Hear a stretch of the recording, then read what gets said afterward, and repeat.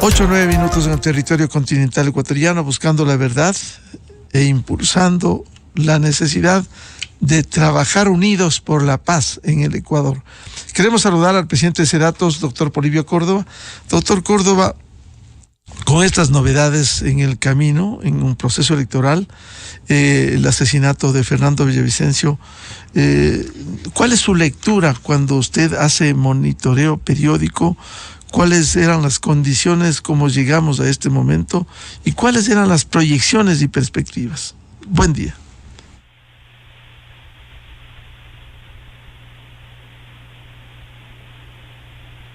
Doctor Córdoba, ¿le estamos escuchando?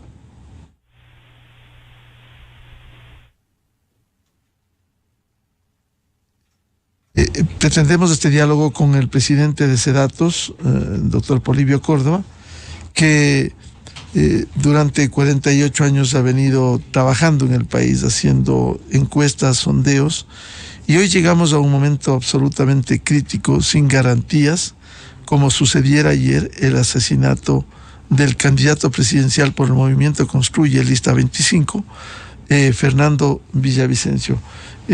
Con esas consideraciones, queremos conocer cuál es el sentir de la gente y cuáles eran las proyecciones. ¿Cómo llegamos a este momento, doctor Córdoba? Buen día.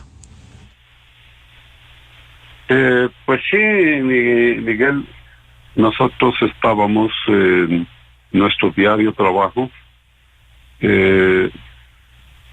Habíamos convocado a una rueda de prensa para el día de hoy a las 10:30 de la mañana y estábamos justamente terminando un trabajo, una encuesta nacional para de esa manera cerrar la opinión de la población frente a al proceso electoral que culmina el 20 de agosto. Nos encontrábamos a lo largo de todo el país y fue pues esta noticia tan dramática, triste, es un motivo para que prácticamente se corte el estudio, se corte la investigación y no habría pues ya rueda de prensa fijada para las 10:30 de la mañana. Ustedes también habrán recibido nuestro mensaje y fue una opinión totalmente pues igualitaria y solitaria, sobre todo para el momento que vivía el país. La población, los operadores, todos los trabajadores cerraron su trabajo y lo único que lamentaron y escucharon en todas las ciudades entre las que se tomaba las últimas tomas, la última información, una transformación de la gente de lo que estaba opinando a un silencio, porque decían, ¿de qué hablamos ahora? ¿Qué pasa si esto que está pasando en este momento simplemente, en qué se va a transformar? Le digo, es algo que no me ha pasado en lo largo de tantas décadas, que estando trabajando en el campo, con cientos de personas, con cientos de hogares, en los hogares de las personas se tenga esta noticia. Se prendieron los canales de televisión, se vio primero que era una amenaza, que Villavicencio esté objeto de una amenaza, y se transformó después el mensaje, ya pues simplemente con la frase, ha sido asesinado. La población se mantuvo totalmente sorprendida. Eso es lo que pasó realmente en el país. Se estaban completando alrededor de 1.800 entrevistas.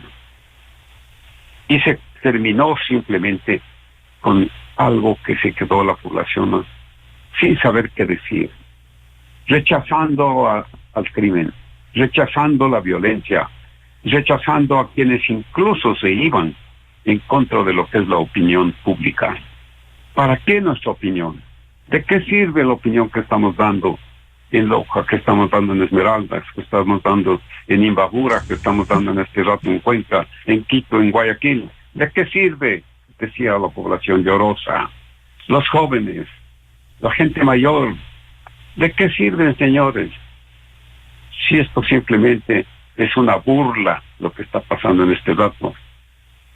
Una burla de todo lo que es el crimen organizado frente a lo que es la realidad que vive el país. Una incertidumbre completa. Y juntamente una incertidumbre, simplemente el rechazo, Miguel, el rechazo que lo recibimos de cientos de hogares con los cuales estamos trabajando en ese momento, y decir, bueno, pedir ¿a quién? ¿Al gobierno? ¿Puede hacer algo el gobierno en este sentido si no ha podido garantizar la seguridad de la población? ¿Qué se puede rogar y pedir a los candidatos si una gran parte de ellos no son conocidos por la población? La población no sabe de quién se trata, no sabe quiénes son los equipos de trabajo, nos indican que no tienen idea, por ejemplo, de quiénes van a ser los binomios, no tienen idea de los planes, no tienen idea de lo que está sucediendo. Y resalta por sobre todo que el principal problema que existe en el Ecuador es la inseguridad. Si no hay seguridad para proteger a un candidato presidencial, ¿qué seguridad va a haber para proteger a toda la población que sale a su trabajo? En esa hora estaba regresando la población a los hogares. ¿Qué seguridad puede haber para los jóvenes estudiantes? En la mañana, también fue objeto de un salvataje la decana de medicina de la Universidad Católica. Así es. Entonces, lo que podríamos sacar como un resumen de esto y como una conclusión de que debe hacerse en el país una verdadera reflexión profunda, porque la gente también, recogíamos los que me pasaban los mensajes, que la gente decía, ¿y ahora qué van a decir? Bueno, pues ya pasó, bueno, ya lo mataron, ahora vamos adelante, ahora que vengan las elecciones. Algunos decían, y no debe ser así. Claro, efectivamente. Ya se han de reunir, ellos se anticipaban en decir, ya se han de reunir los famosos dirigentes del país para que en un grupo tomen decisiones que no se sabe a qué van a llegar. Doctor Polibio Córdoba, le ruego se mantenga en la línea telefónica porque vamos a dialogar con Monseñor Luis Cabrera, presidente de la Conferencia Episcopal Ecuatoriana. Precisamente anoche, este miércoles, la Conferencia Episcopal expresó su condena por el asesinato de Fernando Villavicencio.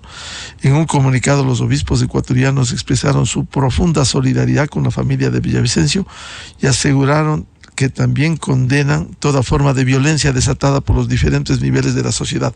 Monseñor Luis Cabrera, muy buen día. Le saluda la revista de Opinión Democracia. ¿Cómo hacer frente a este momento crítico, complejo, inédito en la República, en la historia reciente, de esta violencia en la política? Buen día. Muy buenos días. Bueno, la pregunta es muy concreta, muy clara, muy directa. ¿Qué hacer ante la violencia? Creo que siempre el punto de partida será ese análisis profundo, serio, que desde distintos sectores se hacen sobre las causas, las raíces más hondas de la violencia. Y bueno, tenemos algunas respuestas a nivel social. Lógicamente es esa falta de trabajo, la falta de educación, de salud, de vivienda, o lo que llamamos nosotros la pobreza. Tiene otra causa que igualmente clama, yo digo al cielo, perdónenme que utilice esa expresión, y la corrupción. Esa tendencia a aprovecharse de los recursos públicos.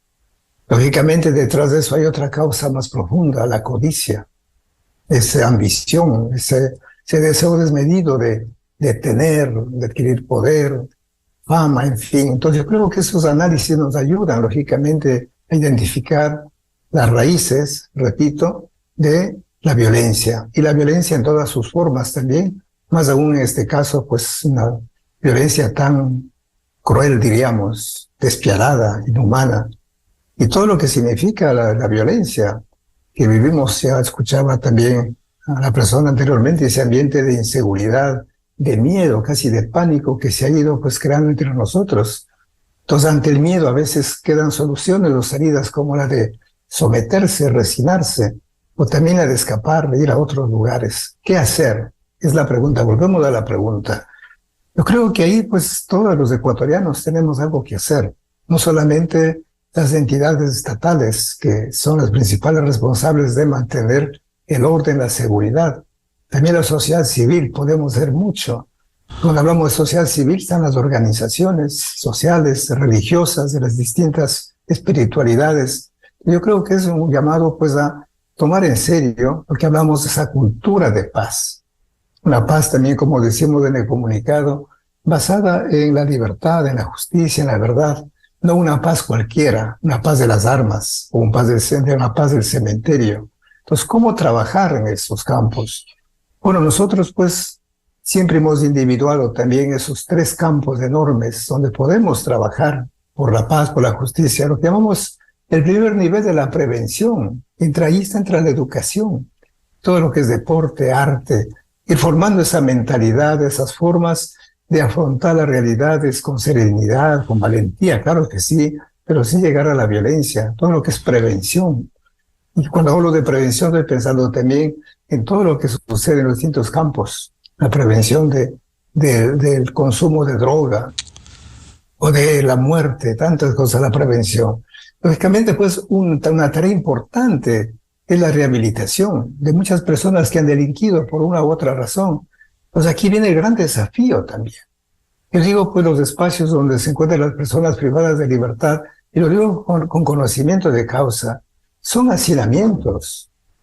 Realmente ahí es casi impensable un programa de rehabilitación. Entonces tendrían que replantear las políticas estatales sobre estos caminos de la rehabilitación para esas personas. Repito, nosotros no somos jueces, pero sí las personas que están ahí. Y un sistema de rehabilitación integral, donde está la parte psicológica, laboral, ética, pero también la dimensión espiritual. Yo no sé por qué tratan de negarla.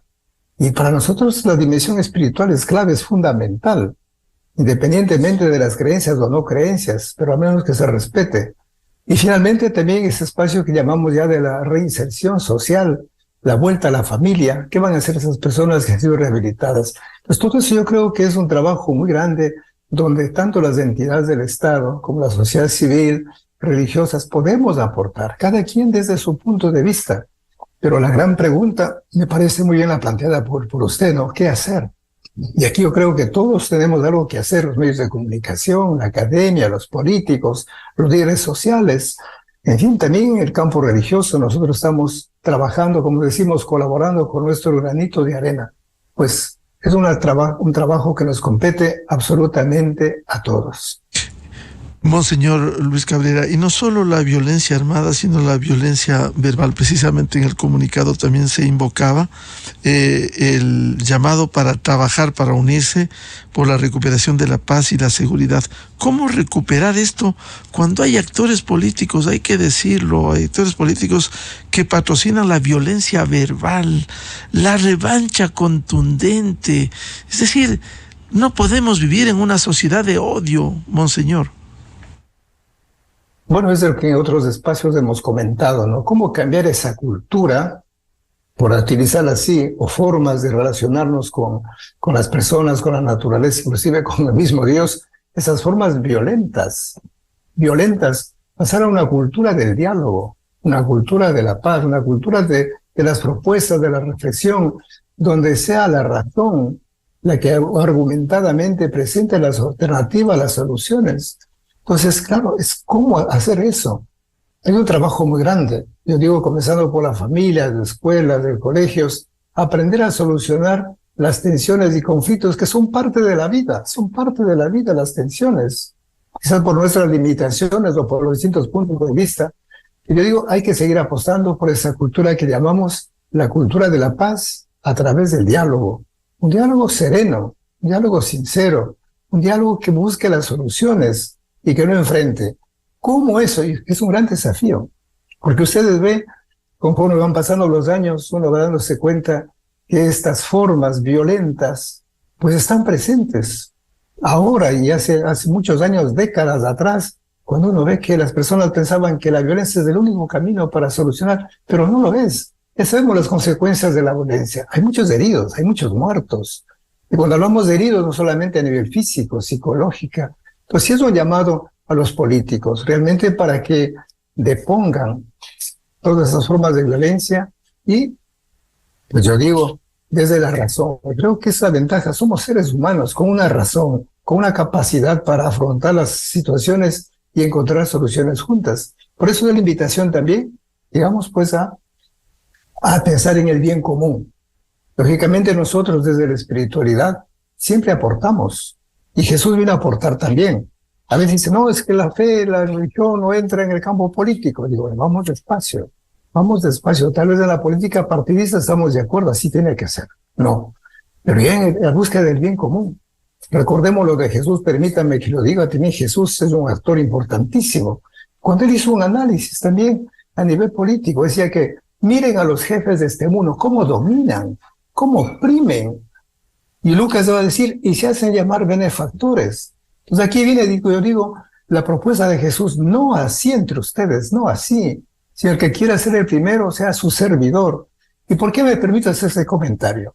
Porque hay muchísimos políticos que se dicen cristianos, ya sean católicos o evangélicos. Entonces, llamados a ser coherentes. Bueno, si somos cristianos, si seguimos a Jesús del Evangelio, pues ven, hagamos de esos puestos públicos o privados instancias de servicio y no de dominación y no de privilegios. Mire usted por dónde va. También, entonces yo digo, resumiendo, trabajar por una cultura de la paz a través del diálogo y del servicio. Monseñor Cabrera, finalmente, ¿qué le diría a los ecuatorianos a fin de unirnos por la paz? Porque aquí hay que levantar la voz, no de la violencia, sino de la paz, unirnos en una cruzada todos para lograr recuperar la paz, porque solo cuando se la pierde, se la añora y a veces resulta demasiado tarde, Monseñor. Bueno, nosotros hacemos un llamado primero a la paz, a deponer las armas. Y cuando hablamos de las armas, no solamente las armas materiales, metralletas, bombas, sino a deponer las armas de los prejuicios, de los miedos. Un llamado a la paz. Luego también llamado a la esperanza, a la confianza. Le digo, saber que nosotros como seres humanos, como ecuatorianos, tenemos muchas capacidades. Y creo que ya se ha demostrado a lo largo de la historia cómo a veces en momentos muy difíciles, críticos, absurdos, aparentemente que no tenían solución, nos hemos levantado. Entonces, un llamado a la confianza, sobre todo a los jóvenes a seguir soñando, apostando y trabajando porque esos sueños sean una realidad. Y finalmente, pues yo me permito, ya desde el ámbito en que me muevo, también un llamado a la espiritualidad, a esa espiritualidad que nos permite reencontrarnos con ese Dios Padre, Padre de todos. Y aquí cuando hablamos de todos, pues es creyentes y no creyentes, ateos, cualquier, ¿no? Pero hay un Padre común, porque a la luz de eso descubrimos que somos hermanos. Y si somos hermanos, entonces toda rivalidad, toda enemistad está por demás. Yo haría ese llamado sincero, profundo, a la paz, a la esperanza y a la espiritualidad. Muchas gracias al presidente de la Conferencia Episcopal Ecuatoriana, arzobispo de Guayaquil, Monseñor Luis Cabrera. Gracias por esas palabras que siembran paz y diálogo y no violencia la que estamos viviendo. Monseñor, muy amable. Muchísimas gracias. Gracias a usted. Muy amable. 8:28. Vuelvo con el doctor Polibio Córdoba. Doctor Córdoba, en las proyecciones, en las posibilidades para estas elecciones, Fernando Villavicencio tenía grandes posibilidades, si hay segunda vuelta, de pasar a ella. Los resultados que nosotros íbamos a entregar hoy en la rueda de prensa de las 10:30 de la mañana era un complemento de un estudio que se había venido trabajando a lo largo de toda la semana. Se iban a completar alrededor de, como ya mencioné, 1,900 entrevistas en 34 ciudades. Y pues lo primero que había una enorme indecisión. La indecisión no disminuía del 50%, y sobre todo se venía porque el desconocimiento de los candidatos era total en lo que se refiere a sus planes, a sus programas, a cómo es lo que iban a resolver los grandes problemas que decía la población, enumerados desde el número 1, la inseguridad, la falta de trabajo, la falta de una oportunidad de que los jóvenes entren ya a seguir planes de educación, porque están justamente en la época en la que tienen que regresar a la universidad. Había también una inquietud tremenda en lo que sea el manejo de la corrupción, el manejo de lo que está sucediendo en el día a día, y que pues se demostró, ya más demostración no pudo haber, de que estando en pleno trabajo se canceló con tremenda zozobra y angustia por el asesinato del candidato Fernando Villavicencio. De hecho, el primer puesto estaba con la señora Luisa González, pero había una masa de candidatos de segundo, tercero, cuarto y quinto puestos que solamente estaban separados por décimas. En segundo lugar estaba, como salió difundido a lo largo de varios medios, el señor Fernando Villavicencio estaba en el segundo lugar, ¿no? Con algo más de 13 puntos. Seguido luego por otros candidatos que estaban con 3 puntos de diferencia.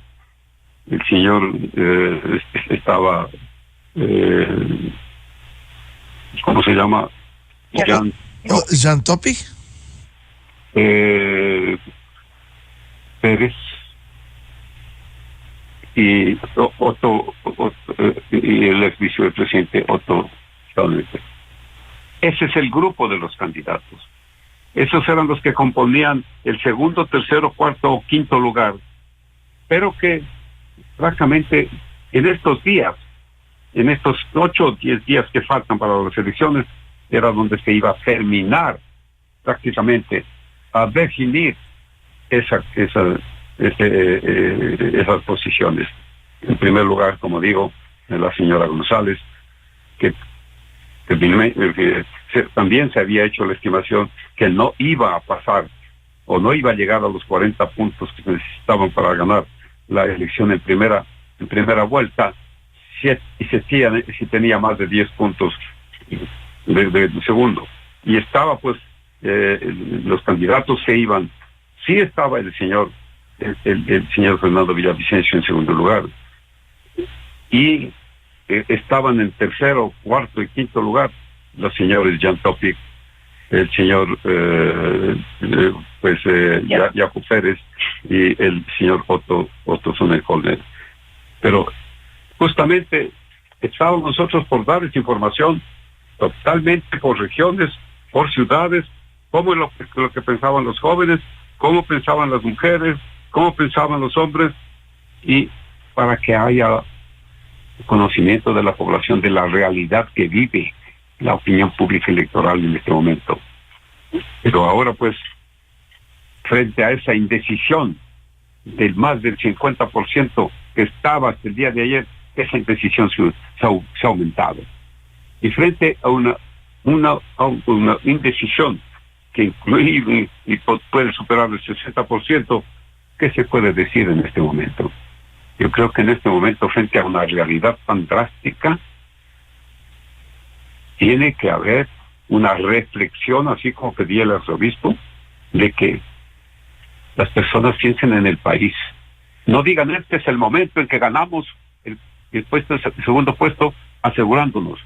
No, que haya pronunciamiento justamente de los participantes, no solamente como personas, sino también como asociaciones políticas, movimientos políticos, para que el país no vaya a caer en una desgracia tremenda.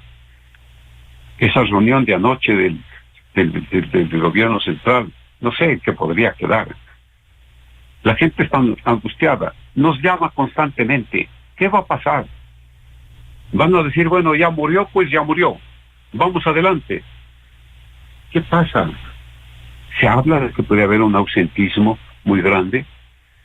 La población se le preguntaba, el voto es obligatorio.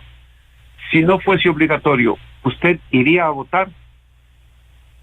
Estaba en 57%. Decían que de no ser obligatorio no irían a votar. Y ahora, yo creo que el 20 de agosto, ese ausentismo que en las elecciones de febrero fue enorme, porque el ausentismo, más el voto nulo, más el voto blanco, en las elecciones del 5 de febrero de este año, superaron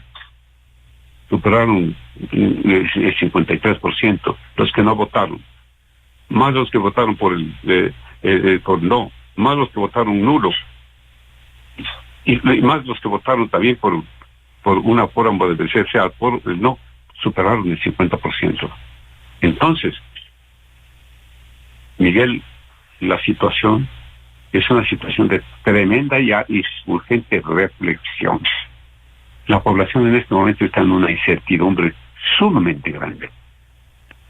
Están, pues, sin saber qué es lo que pasa cuando es asesinado un candidato. ¿Cómo se conforma, cómo se define la papeleta final? ¿Qué van a hacer los candidatos que estaban, o los electores que estaban por Villavicencio? ¿Dónde se va a ir? ¿Con quiénes se van a ir? O a lo mejor votan como un mensaje post-mortem por Fernando Villavicencio porque la papeleta está allí. Esa es otra opción. Y que el que gane sea el difunto, se tendría que ser el difunto Fernando Villavicencio. Esta realidad que no ha sufrido el país. Yo he hecho un seguimiento realmente desde más de allá de 50 años a todo el movimiento del país. Las elecciones desde el año 78 hasta acá.